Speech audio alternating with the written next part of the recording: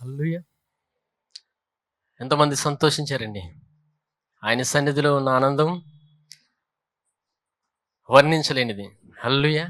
ఆయన ఇచ్చిన ఆనందం, ఆయన ఇచ్చిన అభిషేకం మనుషులుగా వర్ణించలేనిది. హల్లెలూయా. దేవుడు సంఘానికి అంత కృపిచ్చాడు. ఎంతగా ఆయన మనల్ని ప్రేమిస్తున్నాడంటే ఆయన మానవుడిగా ఈ భూమి మీదకి వచ్చాడు. హల్లెలూయా. ఎలా వచ్చాడండి? మానవుడిగా వచ్చాడు. ఒక సాధారణ మానవుడిగా వచ్చి మన వలె ఆయన ఈ భూమి మీద ప్రయాణించాడు. హల్లెలూయా. అంతగా మనల్ని ప్రేమించి ఒక దినాన మానవులందరి కొరకు ఆయన శిలువ మీద బలి అయ్యారు. హల్లెలూయా. సరే, మత్తయి సువార్త 26వ అధ్యాయం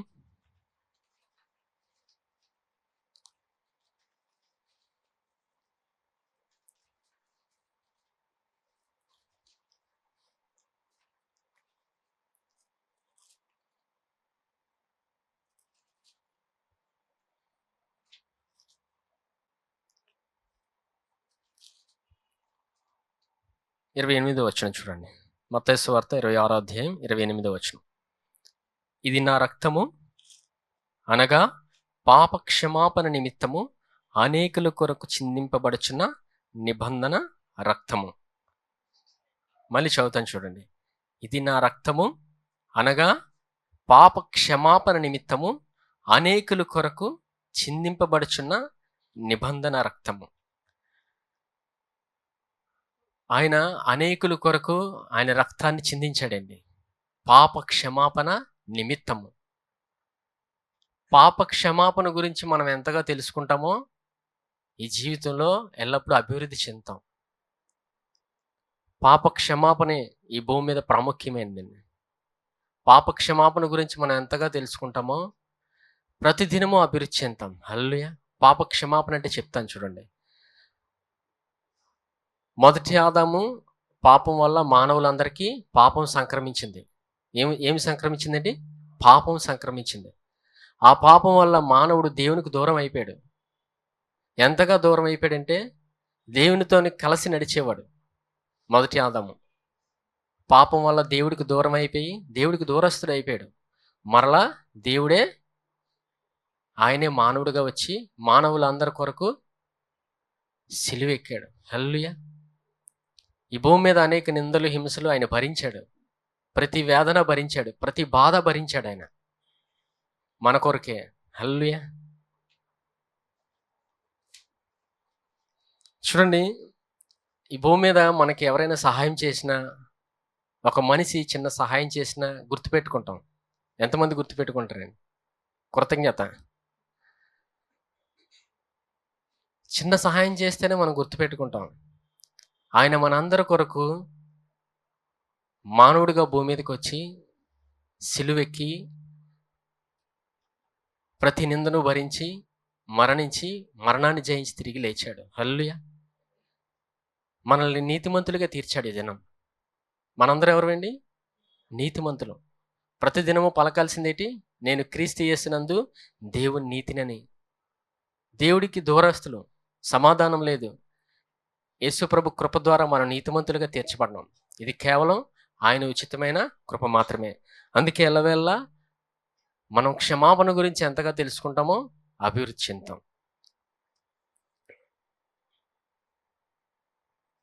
అపోస్తల కార్యం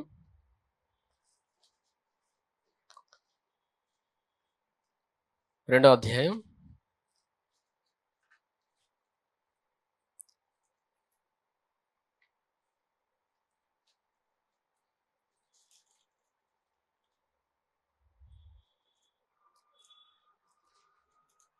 38వ వచనం చూడండి. పేతురు, మీరు మారు మనసు పొంది పాప క్షమాపణ నిమిత్తము ప్రతివాడు యేసుక్రీస్తు నామమున బాప్తిస్మము పొందుడి, అప్పుడు మీరు పరిశుద్ధాత్మను వరము పొందుదురు. మళ్ళీ పాప క్షమాపణ నిమిత్తము. హల్లెలూయా. పాప క్షమాపణ నిమిత్తం ఏం జరిగిందండి? యేసుక్రీస్తు నామమున బాప్తిస్మం పొందుడి, అప్పుడు మీరు పరిశుద్ధాత్మను వరము పొందుదురు. పాప క్షమాపణ నిమిత్తం అంటే ఈ దినం మనం సంఘంలో చేర్చబడ్డామంటే అది ఆయన కృప. ఆయన శిలువ బలియాగం ద్వారా మనం సంఘంలో చేర్చబడ్డాం. ఈ సందర్భం ఏంటంటే పేతురుని దేవుడు వాడుకొని అనేక మందిని రక్షించాడు. 3000 మందిని రక్షించాడు ఆ సందర్భంలో. అనేక మందిని దేవుడు సంఘానికి తీసుకొచ్చాడు. పాప క్షమాపణ గురించే బోధించబడిందండి. యేసు ప్రభువారు చెప్పారు, నేను వెళ్ళిన యెడల మీకు ప్రయోజనకరము, పరిశుద్ధాత్మ దేవుడు మీకు సమస్తాన్ని బోధిస్తాడని. పేతురు ఎవరండి? ఒక జాలారి. ఒక జాలారికి అంత జ్ఞానం ఎక్కడిది? మాట్లాడితే 3000 మంది రక్షించబడ్డారు. హల్లెలూయా! రక్షణ ఎంత గొప్పదో దేవుడు నేర్పించాడు పేతురికి. అంత జ్ఞానాన్ని ఇచ్చాడు. మాట్లాడే వాక్చాతుర్యాన్ని ఇచ్చాడు. మనం మాట్లాడలేము, నాకేమీ రాదు అనుకోవచ్చు. ఆయన యొద్దకు వెళ్తే ఆయన నేర్పిస్తాడు. హల్లెలూయా! ప్రయాసపడి భారం మోసుకున్న సమస్యలారా నా యొద్దకు రండి, నేను మీకు విశ్రాంతి కలుగజేతును. నేను సాత్వికుడను, దీన మనసు గలవాడును గనుక నా యొద్దకు వచ్చి నేర్చుకొనుడే. ఆయన యొద్దకు వెళ్తే ఆయన నేర్పిస్తాడు. ప్రతిదినము ఎంతగా ఆయన దగ్గరికి ఆశతో వెళ్తామో ఆయన నేర్పిస్తాడండి. ఏమీ రాకపోవచ్చు మనకి, ఏమీ రాకపోవచ్చు, ఏ భాష రాకపోవచ్చు, తెలివే లేకపోవచ్చు, ఏ జ్ఞానము లేకపోవచ్చు. ఆయన జ్ఞానం ఇస్తాడు. హల్లెలూయా! ఆయన జ్ఞానం ఇస్తాడని ఆయన నమ్మి వెళ్ళినప్పుడు ఆయన మనకి జ్ఞానాన్ని ఇస్తాడు. సరే,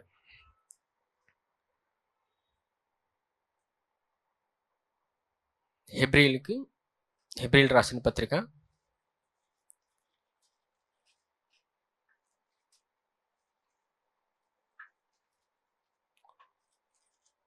10వ అధ్యాయం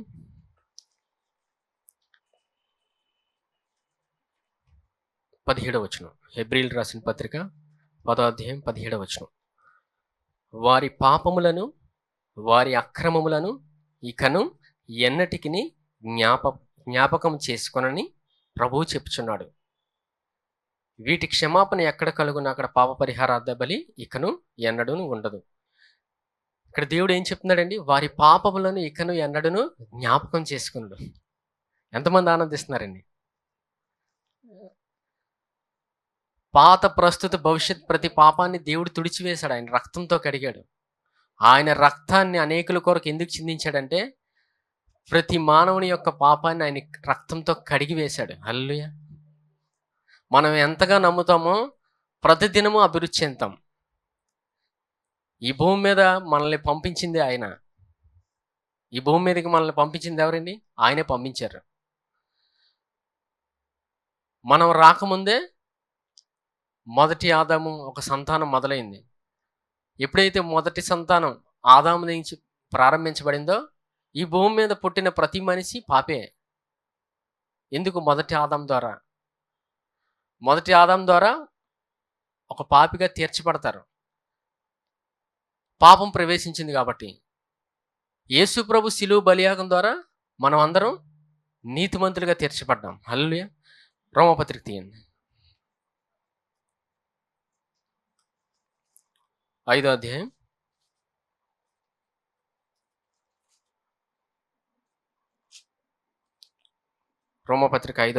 15వ వచనం. అయితే అపరాధము కలిగినట్లు కృపావరము కలుగలేదు. ఎట్లనగా ఒక్కని అపరాధము వలన అనేకులు చనిపోయిన యెడల మరి ఎక్కువగా దేవుని కృపయు యేసుక్రీస్తును ఒక మనుష్యుని కృపచేతనైన దానమును అనేకులకు విస్తరించెను. ఎంతమందికి విస్తరించిందండి? అనేకులకు విస్తరించింది. మరలా చదువుతాను చూడండి జాగ్రత్తగా. అయితే అపరాధము కలిగినట్టు కృపావరము కలుగలేదు. ఎట్లనగా ఒక్కని అపరాధము వలన అనేకులు చనిపోయిన యెడల, ఒక్కని అపరాధం వల్ల ఎంతమంది చనిపోయారండి? అనేకులు చనిపోయారు. ఇప్పుడు మరి ఎక్కువగా దేవుని కృపయు యేసుక్రీస్తుని ఒక్క మనుష్యుని కృపచేతనైన దానమును అనేకులకు విస్తరించెను. ఇప్పుడు మరి ఎక్కువగా కృప విస్తరిస్తూనే ఉందండి. దేవుడు కృప ద్వారా మనల్ని ఈ దినం రక్షించాడండి. ఆయన కృప ద్వారా మాత్రమే మనం రక్షించబడ్డాం. ఆయన మనల్ని రక్షించాడు. ఈ దినం సంఘంలో ఆయన ఉంచాడు మనల్ని. అందుకే దావీదు అంటాడు, దేవా ఒక్క దినము గడుపుట 1000 దినముల కంటే శ్రేష్టం. హల్లెలూయా! ఆయన సన్నిధిలో ఉంటే చాలు అనుకుంటాడు దావీదు. దావీదు జీవితంలో అనేక కష్టాలు వచ్చాయి. అనేక మంది చంపుదామని చూశారు.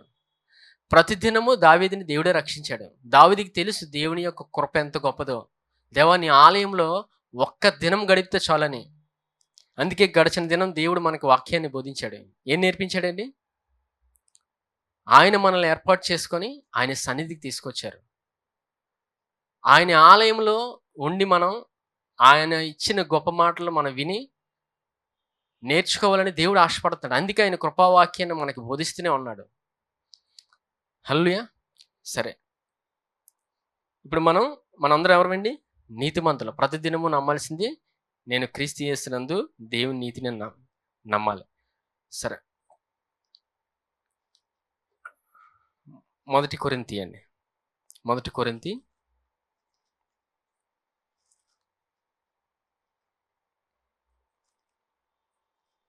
2వ అధ్యాయం 9వ వచనం. 1 కొరింథీ 2వ అధ్యాయం 9వ వచనం.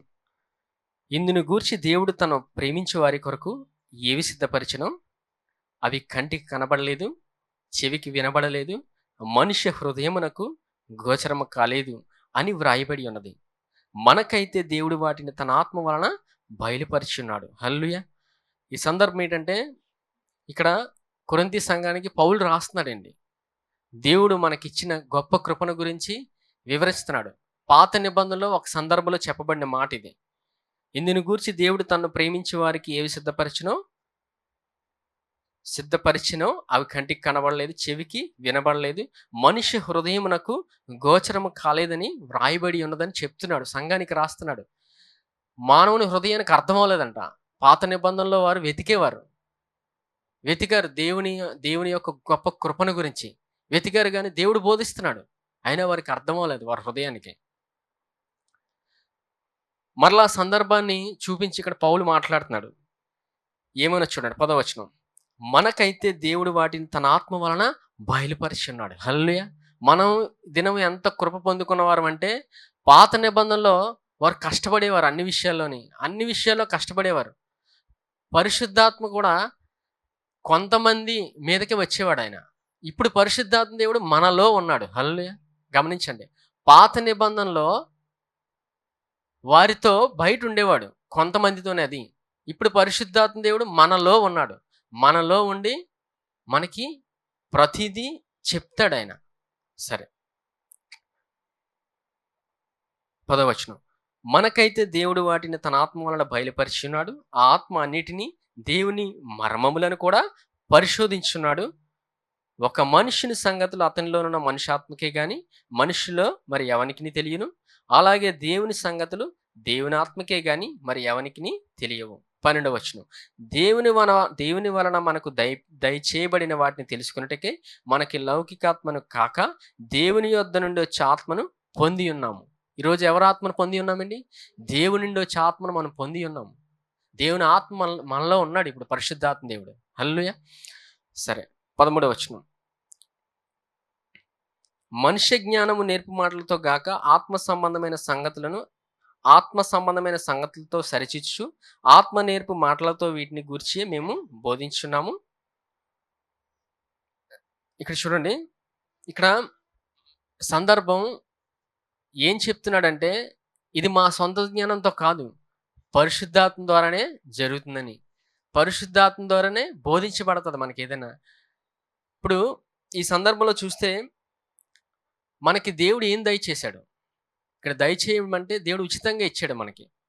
దేవుడు ఆయన కృపను ఉచితముగా ఇచ్చాడు. ఇక్కడ ఏం బోధించబడుతుందంటే, మొట్టమొదటిది మనకి క్షమాపణ ఇవ్వబడింది. హల్లెలూయా. మొట్టమొదటిదండి క్షమాపణ. దేవుని యొక్క గొప్ప క్షమాపణ మనకి ఇవ్వబడింది. రోమపత్రిక 3:24 తీయండి ఒకసారి.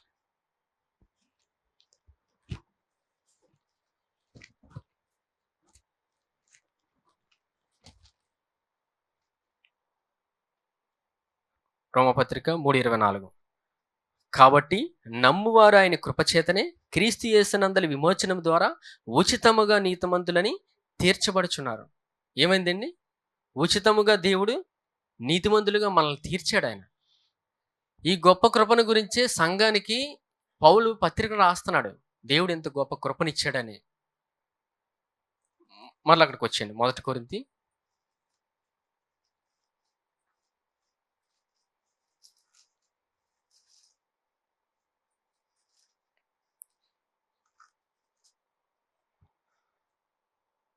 మొదటి కొరింథీ 2వ అధ్యాయం 12వ వచనం చూడండి. దేవుని వలన మనకు దయచేయబడిన వాటిని తెలుసుకున్నట్టుకే మనము లౌకికాత్మను కాక దేవుని యొద్ద నుండి వచ్చే ఆత్మను బోధించి పొంది ఉన్నాము. ఎవరిని పొంది ఉన్నామండి? దేవుని ఆత్మను పొంది ఉన్నాం మనం. అంటే ఇప్పుడు పరిశుద్ధాత్మ దేవుడు కూడా మనకి ఎవరి గురించి బోధిస్తాడు? యేసు ప్రభు గురించే బోధిస్తాడు. హల్లెలూయా. ఇక్కడ చూడండి 2వ అధ్యాయంలోని 1 కొరింథీ 2వ అధ్యాయం 2వ వచనంలో చూడండి. నేను యేసుక్రీస్తును అనగా సిలువ వేయబడిన యేసుక్రీస్తుని తప్ప మరి దేనిని మీ మధ్య నెరవేర్కొందునని నిశ్చయించుకొంటిని. ఇక్కడ పౌలు సంఘానికి ఏం రాస్తున్నాడండి? యేసు ప్రభు సిలువ గారి కార్యం గురించి నేను బోధిస్తాను, అది మాత్రమే చెప్తాను, అది తెలుసుకుంటే చాలు అంటున్నాడు. ఇప్పుడు సంఘంలో యేసు ప్రభు గురించి తెలుసుకుంటే చాలండి. మనం ఆయన క్షమాపణ గురించి ఎంతగా తెలుసుకుంటామో ప్రతిదినము అభివృద్ధి చెందుతాం. నేర్చుకుందాం. వాక్యంలోని దేవుడు ఇచ్చిన మర్మాన్ని చూద్దాం. దేవుడు మనకు ఎలా నేర్పిస్తాడో, దేవుడు గొప్ప కృప ఎంత అధికముగా మన ఎడల ఉందో వాక్యంలో చూద్దాం. నెమ్మదిగా చూద్దాంలేండి. నెమ్మదిగా చదువుతున్నప్పుడు మీరు చూస్తుంటే మీకు అర్థమవుతుంది వాక్యం. హల్లెలూయా. సరే, ఒక సందర్భాన్ని చూద్దాం. ఆయన మనకి ఎలా నేర్పించాడో. యోహాను సువార్త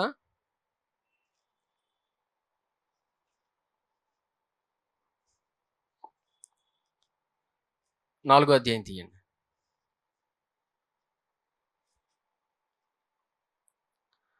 ఇక్కడ దేవుడు మనకి ఉచితంగా ఏమిచ్చాడండి? పాపక్షమాపణ. ఏమిచ్చాడండి దేవుడు? పాపక్షమాపణ. మనల్ని దేవుడు క్షమించి నీతిమంతులుగా తీర్చాడు. ఆయన ఉచితంగా ఇవ్వబడింది. ఈ 4వ అధ్యాయం నుంచి చూడు. 4వ అధ్యాయం మొదటి నుంచి.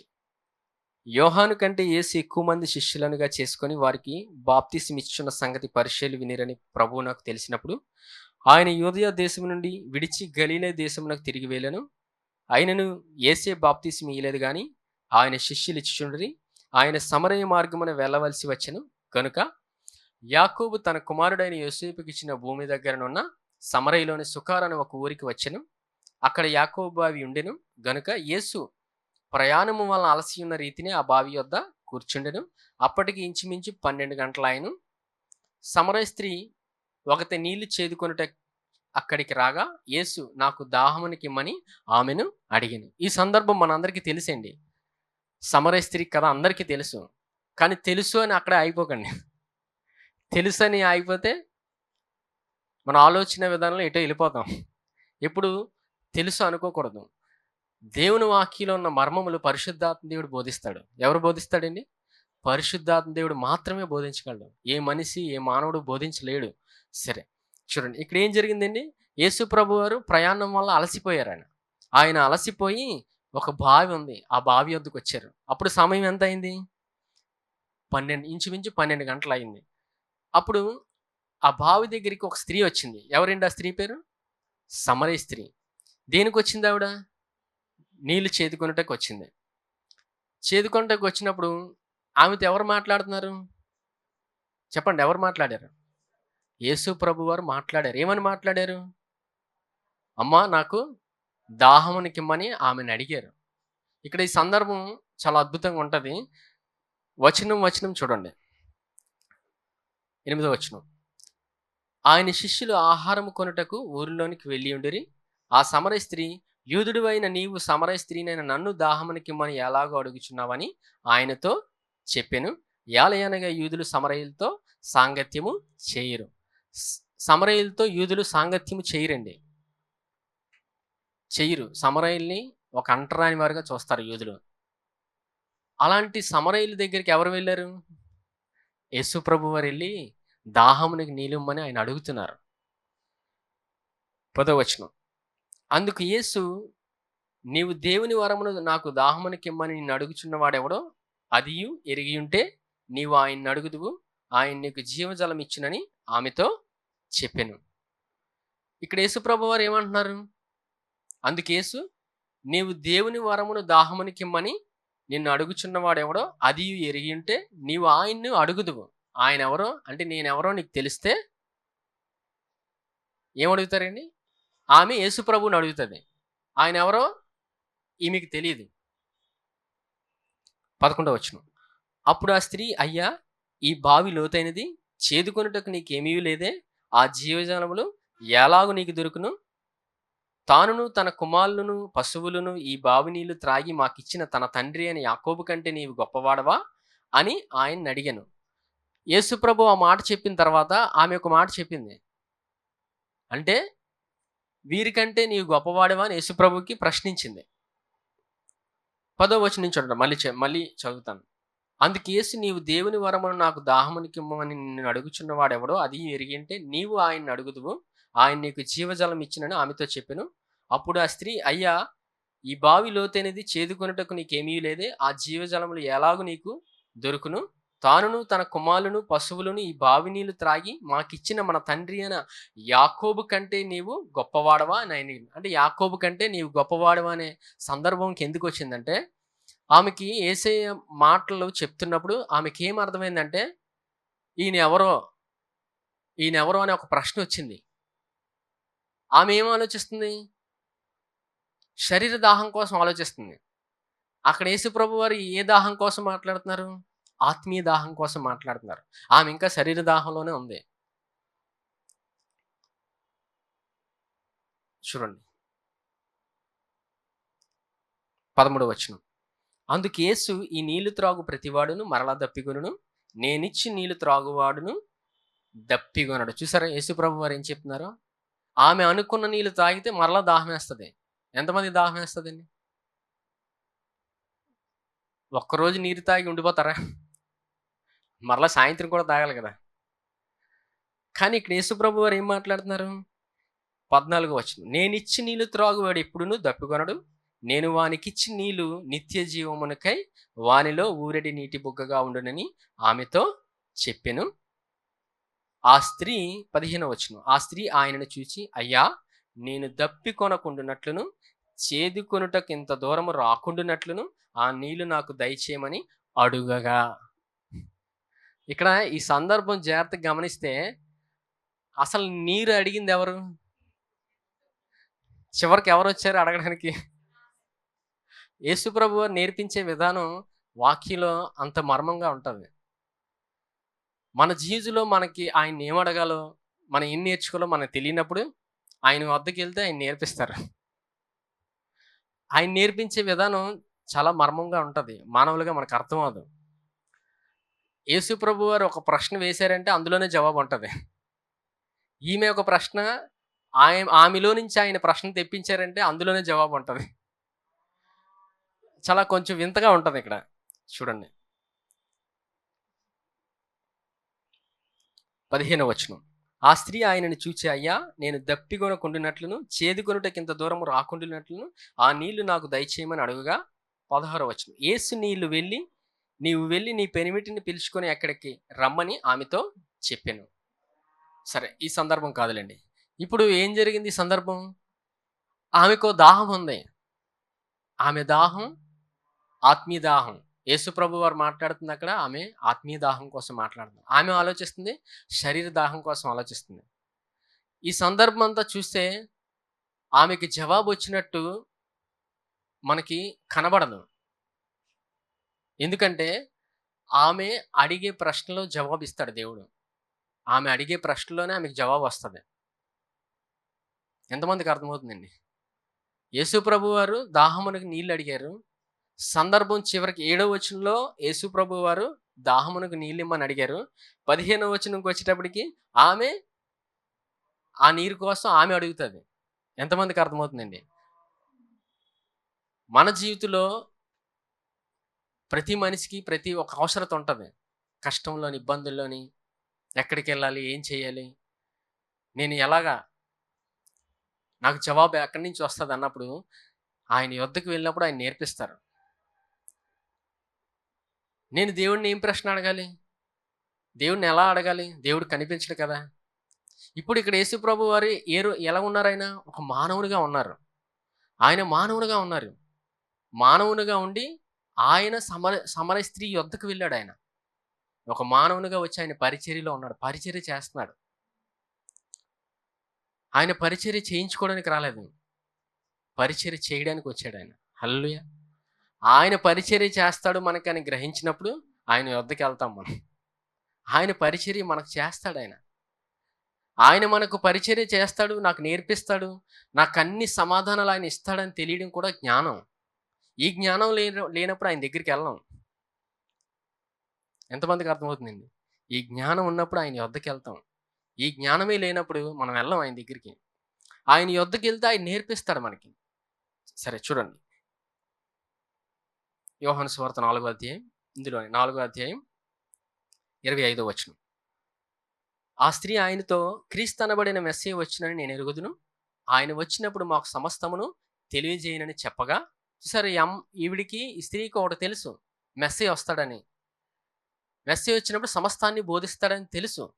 అప్పుడు యేసుప్రభు వారు చూడండి 26వ వచనం. యేసు నీతో మాట్లాడుచున్న నేనే ఆయనని ఆమెతో చెప్పెను. యేసుప్రభు వారు ఏం చెప్పారండి? ఆయన్ని, ఆ మెస్సయ్య నేనే అని చెప్పారు. నేనే అని చెప్పినప్పుడు ఆమె అక్కడి నుంచి ఊరి ప్రజల దగ్గరికి వెళ్తుంది. చివరికి ఒక సాక్షిగా మారుతుంది ఆమె. అనేక మందికి యేసుప్రభుని గురించి చెప్పే సాక్షిగా మారిపోద్ది.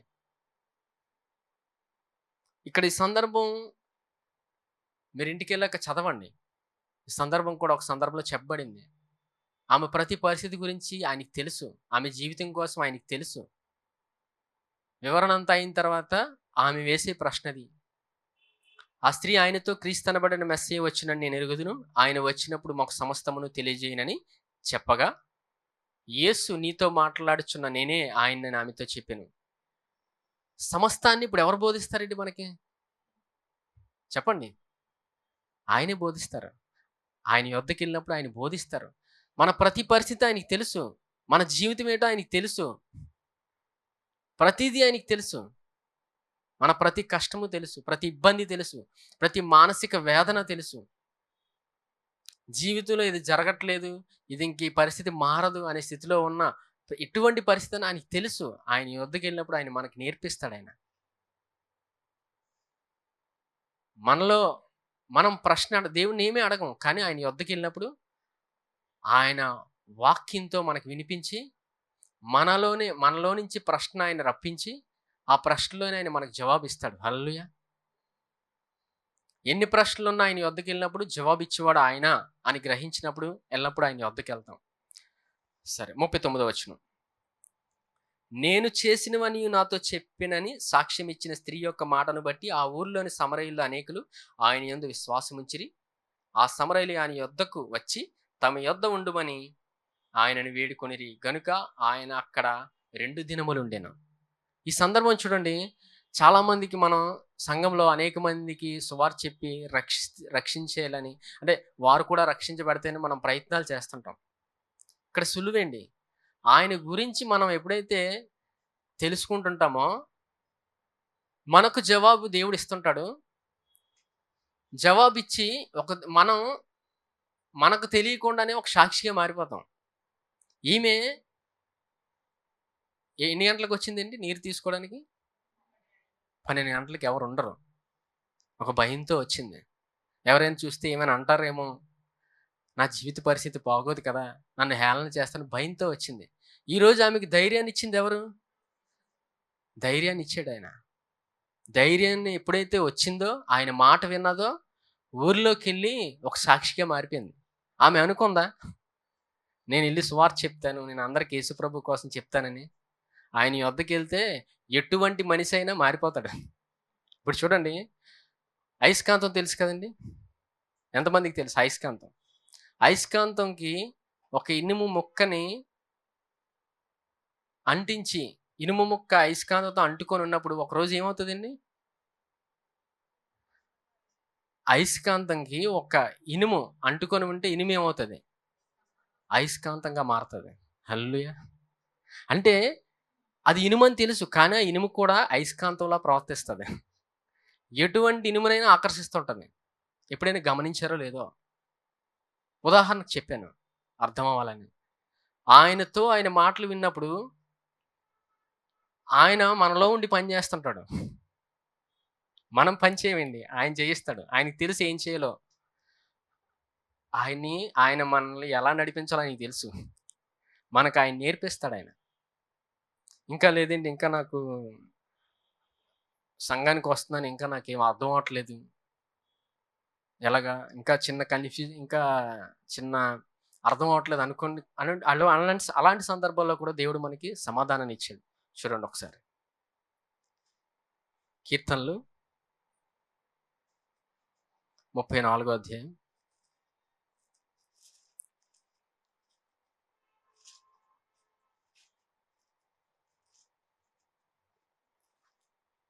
కీర్తనలు 34 అధ్యాయం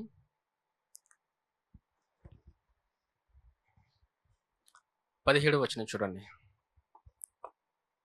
నీతిమంతులు మొర్రపెట్టగా యెహోవా ఆలకించును, వారి శ్రమలన్నిటిలో నుండి వారిని విడిపించును. ఎవరు మొరపెట్టగండి? నీతిమంతులు మొరపెట్టగా యెహోవా ఆలకించును, వారి శ్రమలన్నిటిలో నుండి వారిని విడిపించును. విరిగిన హృదయము గల వారికి యెహోవా ఆసనుడు, నలిగిన మనస్సు గలవారిని ఆయన రక్షించును. నీతిమంతునికి కలుగు ఆపదలు అనేకములు, వాటినన్నిటిలో నుండి యెహోవా వారిని విడిపించును. ఎవరు విడిపిస్తారండి? ఇప్పుడు మనల్ని నీతిమంతులుగా చేసింది ఎవరు? ఆయన విడిపిస్తాడు. ఎటువంటి పరిస్థితి ఉన్నా. వాగ్దానం ఇవ్వబడింది కదండి. నీతిమంతుడు మొర్రపెట్టగా యెహోవా ఆలకించును. ఆయన యొద్దకు వెళ్ళి, దేవా నా పరిస్థితి ఇలా ఉంది అని అన్నప్పుడు ఆయన ఆలకిస్తాడు. అడుగుడి మీకు ఇవ్వబడును, వెదకుడి మీకు దొరకును. ఆయన అడిగితే ఇస్తాడండి. సమరయ స్త్రీని ఆయన రక్షించి అనేక మంది ఎదుట ఆమెని సాక్షిగా మార్చాడు ఆయన. ఈరోజు మన పరిస్థితి బాగాలేనప్పుడు ఆయన వద్దకు వెళ్ళినప్పుడు మన పరిస్థితి ఎటువంటి పరిస్థితి నుంచి ఆయన విడిపించి అనేక మంది ఎదుట ఆయన సాక్షిగా నిలబెడతాడు. హల్లెలూయా. మన దేవుడు మనకి అంత గొప్ప కృపనిచ్చాడు ఆయన. 20వ వచనం. ఆయన వాని ఎముకలన్నిటినీ కాపాడును, వాటిలో ఒక్కటైనను విరిగిపోదు. చెడుతనము భక్తిహీనులు సంహరించును, నీతిమంతుని ద్వేషించు వారు అపరాధులుగా ఎంచబడుదును. చూసారా? నీతిమంతుల్ని ద్వేషించేవారు అపరాధులుగా ఎంచబడతారంట. అర్థమైందండి ఆ వచనం? ఈ భూమి మీద మనల్ని ఎవరైనా ద్వేషిస్తే వారు అపరాధులుగా ఎంచబడతారు. వారి కొరకు మనం ప్రార్థన చేయాలి. మనల్ని ఆయన నీతిమంతులుగా తీర్చాడండి. అంత గొప్ప కృపనిచ్చాడు. మనల్ని ఎవరైనా అంటే వారి కొరకు ప్రార్థన చేయాలి. వారు అపరాధులుగా అయిపోతారు. ఎందుకంటే దేవుని పిల్లలుగా ఆయన మనల్ని చేసుకున్నాడు. ఆయన చేతిలో ఉన్నాం మనం. 22వ వచనం. యెహోవా తన సేవకుల ప్రాణమును విమోచించును, ఆయన శరణు జొచ్చిన వారిలో ఎవరును అపరాధులుగా ఎంచబడరు. ప్రతిదినం ఆయన మనల్ని రక్షిస్తాడండి. మన ప్రాణాన్ని, మన ప్రాణం అంటే ఆలోచన విధానాన్ని ప్రతిదినం ఆయన మనల్ని రక్షించి నడిపిస్తాడు. హల్లెలూయా. యెషయా 26వ అధ్యాయం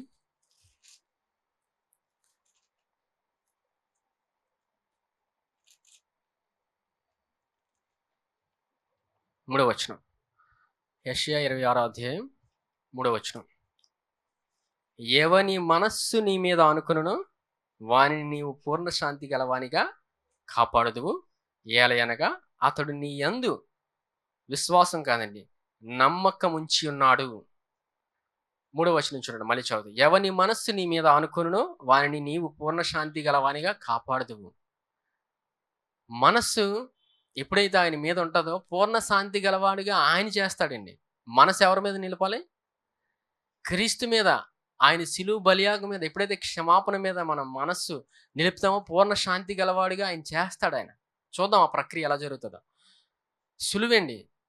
మన జీవితంలో ప్రశాంతత, సమాధానం అనుభవించాలంటే మన మనస్సు ఎప్పుడైతే ఆయన మీద ఏమనుందండి? ఎవని మనస్సు నీ మీద ఆనుకున్నానో, మన మనస్సు ఆయన మీద ఎప్పుడైతే ఆనుకుంటుందో వానిని నీవు పూర్ణ శాంతి గలవానిగా కాపాడతాడు. ఆయన పూర్ణ శాంతి ఇస్తాడు మనకి.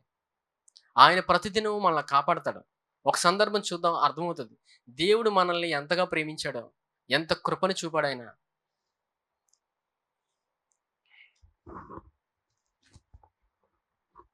లూకా సువార్త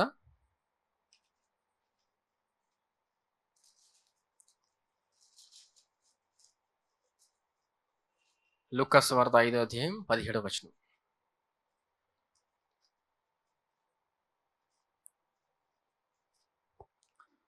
లూకా సువార్త 5వ అధ్యాయం 17వ వచనం.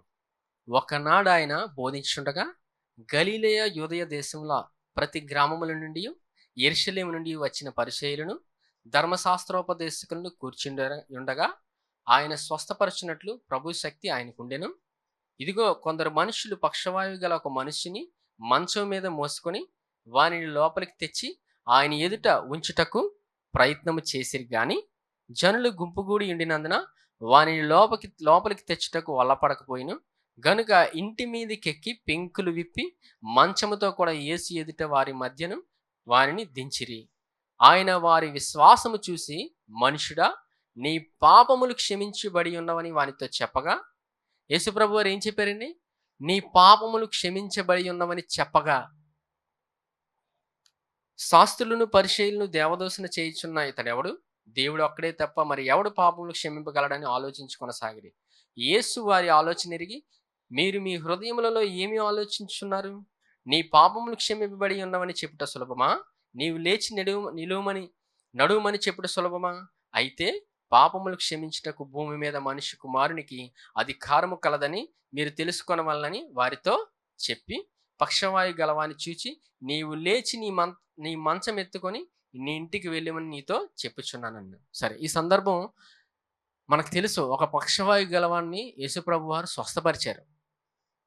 ఎలా స్వస్థపరిచారు? ఆ పక్షవాయు గలవాన్ని ఎలా తీసుకొచ్చారు?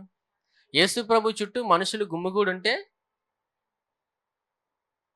యేసుప్రభు వారు ఒక ఇంట్లో ఉన్నారు. ఇంట్లోకి వెళ్ళడానికి స్థలం లేదు. ఈ పక్షవాయు గలవాన్ని ఎలా దించారు ఇంట్లోకి? ఇంటి పెంకులు ఇప్పేశారు. మనం ఇంటి పెంకులు ఇప్పితే ఒప్పుకుంటామండి? ఒప్పుకోం కదా. కానీ వారు ఎంత ఆశపడుతున్నారంటే, ఆయన యొద్దకు వెళ్తే చాలు ఈ వ్యక్తి స్వస్థపరచబడతారని ఎవరో ఇంటి మీదకి వెళ్ళి ఇంటి పెంకులు ఇప్పేసి ఆ మంచానికి సరిపడా స్థలం దాకా పెంకులిప్పి ఆ వ్యక్తిని దించారు యేసుప్రభు ముందు. యేసుప్రభు వారు కూర్చున్నారు. యేసుప్రభు వారు ముందు ఆ వ్యక్తిని దించుతున్నారు. మరి ఇప్పుతున్నప్పుడు పెంకులు పడతాయి కదండి. పక్క నుంచి ఎవరు అరుస్తుంటారు, ఎవరు ఇప్పేస్తున్నారని.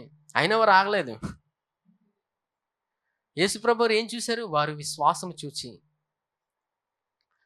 ఆయన మాటలు వింటుంటే ఇంకా ఆయనే కనబడతాడండి. ఇంకెవరు కనబడరు. మనం ఆయన్ని చూస్తూ వెళ్తుంటాం. ఆయన కోసం అంతా చేస్తుంటాం. అంటే ఆయన కనబడుతుంటారు. మన సొంతంగా ఏం చెయ్యం. ఇక్కడున్న ఈ వ్యక్తులు కూడా ఆయన ఉన్నారని తెలుసుకొని ఆ ఇంటి పెంకులు విప్పేసి ఆ వ్యక్తిని దించుతున్నారు. ఎంతమంది అరిసినా వారికి ఏం వినపడలే. యేసుప్రభు వారు ముందు దించినప్పుడు యేసుప్రభు వారు మొట్టమొదట పలికిన మాట ఏంటి చెప్పండి? నీ పాపములు క్షమించబడి ఉన్నామని చెప్పారు. ఆయన మనసు ఎక్కడుంది? ఆయన మనసు ఎక్కడుందండి? పాపములు క్షమించబడుచున్నవి అనే మాట మీద ఉన్నాయి. ఆయన పలికారు ఆ మాట. అంటే ప్రతి మానవుని యొక్క పాపాన్ని క్షమించే అధికారం ఆయనకు ఉంది. ఆయన మానవుడిగా వచ్చారు.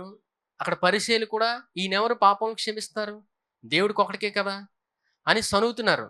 అప్పుడు యేసుప్రభు వారు ఏం చెప్తున్నారు? 24వ వచనం. అయితే పాపములు క్షమించుటకు భూమి మీద మనిషి కుమారునికి అధికారం కలదని మీరు తెలుసుకొనవలెను అని వారితో చెప్పి, పాపములు క్షమించబడి ఉన్నవని మనిషి కుమారునికి అధికారం కలదని వారితో చెప్తున్నాడు ఆయన.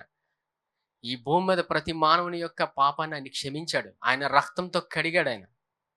ఆయన్ని అంగీకరించిన ప్రతి వ్యక్తిని రక్తంతో కడిగి నీతిమంతుడిగా తీర్చాడు. ఇప్పుడు నీతిమంతుడు మొరపెట్టుగా ఎవరు ఆలకిస్తారు? యెహోవా ఆలకించును.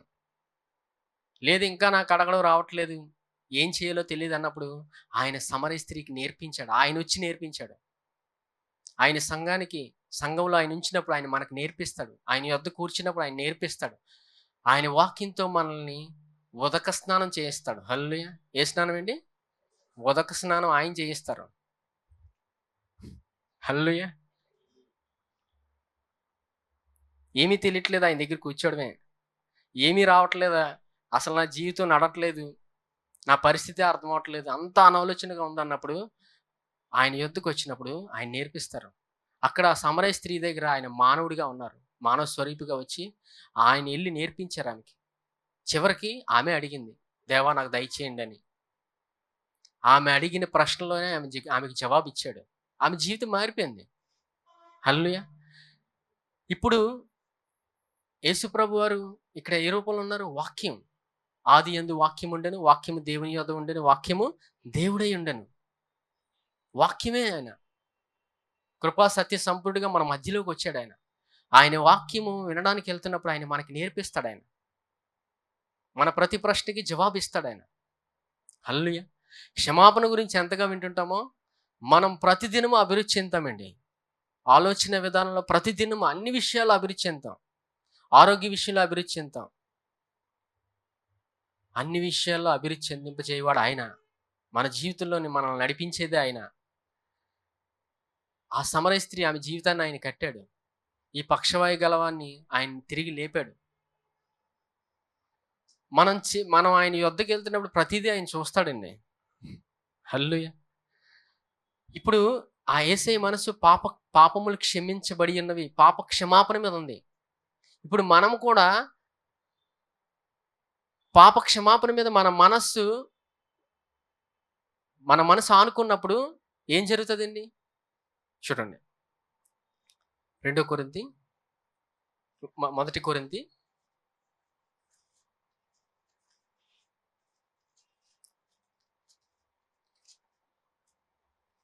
1 కొరింథీ 2వ అధ్యాయం 16వ వచనం. 1 కొరింథీ 2వ అధ్యాయం 16వ వచనం. ప్రభువు మనస్సును ఎరిగి ఆయనకి బోధింపగలవాడెవడు? మనమైతే క్రీస్తు మనస్సు కలిగిన వారం. హల్లెలూయా! ఎవరి మనసు ఏంటి? క్రీస్తు మనసు అంటే చెప్పండి, పర్వాలేదు. క్రీస్తు మనసు అంటే ఏంటి? ఆయన మనసు అందరినీ రక్షించడానికి వచ్చాడు ఈ భూమి మీదకి. హల్లెలూయా! ఆయన మనసు ఏంటండి? ప్రతి మానవుణ్ణి రక్షించడానికి వచ్చాడు భూమి మీదకి. ఇప్పుడు క్రీస్తు మనసు మనలో ఉంది. మనలో నుండి ఆయన అందరినీ రక్షించుకుంటాడు. హల్లెలూయా! ఎంతమందికి అర్థమవుతుందండి? ఆయనే ఆ స్త్రీతో మాట్లాడి ఆమెకి జవాబిచ్చి ఒక సాక్షిగా మార్చాడు, ఒక సువార్తికురాలుగా. ఇదేను మనం ఆయన వాక్యం దగ్గరికి వెళ్ళి నేర్చుకుంటున్నప్పుడు ఆయన మనకు నేర్పిస్తాడు. ఎటువంటి పరిస్థితినైనా ఆయన మారుస్తాడు. హల్లెలూయా! నీతిమంతులు మొరపెట్టగా యెహోవా ఆలకించును. ఆయన ఆలకిస్తాడండి. ఆయన యొద్దకు వెళ్ళినప్పుడు మనకు నేర్పిస్తాడు. మనం ఏదైతే మొరపెట్టుకుంటామో ఆయన ఆలకించి మనకు జవాబిచ్చేవాడు. హల్లెలూయా! దేవుడు అంత గొప్ప కృపను సంఘానికి ఇచ్చాడు ఆయన. నిన్ను విడువను ఎడబాయను అన్నాడు. ఏ రోజు విడిచిపెట్టలేదండి ఆయన. మన మధ్యలోనే ఉన్నాడు. ఎక్కడ ఇద్దరు నా నామమును ఏకీభవిస్తారో వారి మధ్యలో నేనున్నాను అన్నారు. ఆయన ఉండే మనకు నేర్పిస్తున్నారు ఇవన్నీ. ఎంతగా ఆయన యొద్దకు వెళ్తుంటామో మనకి నేర్పించి మనల్ని ముందుకు తీసుకెళ్తూనే ఉంటారు. హల్లెలూయా!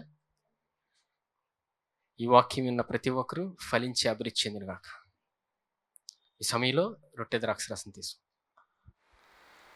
ఆయన మనందరి కొరకు తన ప్రాణాన్ని ఇచ్చాడు. మనల్ని అంతగా ప్రేమించాడు ఆయన. మన ప్రతి శిక్షను, ప్రతి భారమును ఆయన భరించాడు ఆయన. అంతగా మనల్ని ప్రేమిస్తున్నాడు. ఈ దినం మనం ఎంతో ఆనందంతో తీసుకోవాల్సిన సమయం ఇది.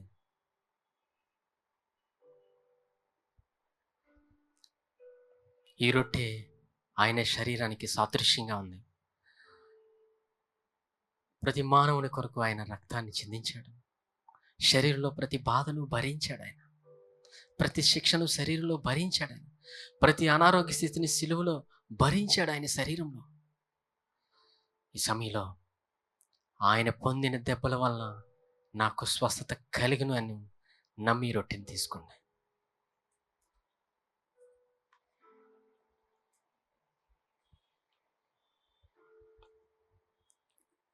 ఈ పాత్రలోనిది ఆయన రక్తానికి సాదృశ్యంగా ఉంది. ప్రతి మానవుడు రక్షించబడాలని ఆయన రక్తాన్ని చిందించాడు. అనేకుల కొరకు ఆయన రక్తాన్ని చిందించాడు. పాప క్షమాపణ నిమిత్తము ప్రతి మానవుని యొక్క పాపం నుంచి వచ్చే శిక్షను ఆయన తీసివేశాడు. ఆయన అంగీకరించిన ప్రతి మనిషిని నీతిమంతురాలుగా తీర్చాడు ఆయన. అనేకుల కొరకు ఆయన రక్తాన్ని చిందించాడు ఆయన పాప క్షమాపణ నిమిత్తము. మొదటి ఆదాం ద్వారా అందరూ పాపులుగా తీర్చిపడ్డారు. యేసు ప్రభు కృప ద్వారా అనేకులు విస్తారముగా నీతిమంతులుగా తీర్చబడుచూ ఉన్నారు. ఇప్పటికీ తీర్చబడుచూనే ఉన్నారు. అంత గొప్ప కృపను ఆయన విడుదల చేస్తూనే ఉన్నాడు. ఈ సమయంలో నేను క్రీస్తు యేసునందు దేవుని నీతిని అని నమ్మి ఈ పాత్రలోనే తీసుకోండి.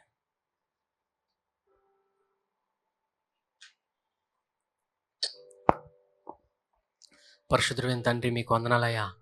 అయ్యా, మా అందరితో మీరు మాట్లాడిన విధానం బట్టి వందనాలు. అయ్యంత గొప్ప కృపను మా అందరికీ మీరు ఇచ్చారయ్యా. మమ్మల్ని మీరు ఎంతగానో ప్రేమించారు నాయన. ఎంతగానో మీ కృపను మా ఎడల ఎల్లవెల్లా చూపిస్తున్నారయ్యా. మీకు వందనాలు. మీరు మా ఎడల ఎంతగానో మీ కృపను చూపుతున్న విధానం బట్టి వందనాలు. అంతగా మాతో మీరు ప్రతిదినం మాట్లాడుతున్న విధానం బట్టి వందనాలు. ఈ సమయంలో దేవా, మీ గొప్ప మర్మాన్ని మాకు నేర్పించిన విధానం బట్టి వందనాలు. అవునా, ఎల్లవెల్లా దేవా, క్షమాపణ గురించి మేము తెలుసుకొని ముందుకెళ్ళే గొప్ప కృపలో నడిపించమని దేవా ఈ సమయంలో మీ బిడ్డలందరినీ జ్ఞాపకం చేస్తున్నాను. మాకు నేర్పించండి అయ్యా, మాకు నేర్పించండి అయ్యా. దేవా, వీటిలో ప్రతి పరిస్థితి మీకు తెలిసినైనా, ప్రతి పరిస్థితి మీకు తెలిసినైనా దేవా, ఎవరైనా నాన్న సమస్యలో కానీ, ఇబ్బందిలో కానీ, అనారోగ్య స్థితిలో కానీ, కుటుంబ సమస్యలో కానీ ఉన్నట్లయితే ఇప్పుడే దేవా ప్రతి సమస్య నుంచి మీరు విడిపించమని వేడుకుంటున్నాను. మీరు విడుదలిచ్చేవారు నాయన, మీరు విడిపించేవారు నాయన. దేవా, వారి ఉద్యోగరీత్యా, వ్యాపార రీత్యా మీ కృపను జ్ఞానాన్ని దయచేయండి అయ్యా. మీ కృపను జ్ఞానాన్ని దయచేయండి నాయన. అభివృద్ధి ఇచ్చేవారు మీరు నాయన, అభివృద్ధి ఇచ్చేవారు మీరయ్యా. జ్ఞానం ఇచ్చేవారు నాయన, జ్ఞానం ఇచ్చి మీరే నడిపించుకోమని దేవా మమ్మల్ని అందరినీ దేవా మీరే నడిపించమని, ఇంకా నాయన మీ కృపను గురించిన విషయాలు మాకు నేర్పించమని, క్షమాపణ గురించి మేమింకా అధికముగా తెలుసుకునే గొప్ప కృపలోకి నడిపించమని మీరే మహిమ ఘనత పొందుకోమని నజరేయుడైన యేసుక్రీస్తు నామములో అడిగి వేడుకుంటున్నాం తండ్రి. ఆమేన్.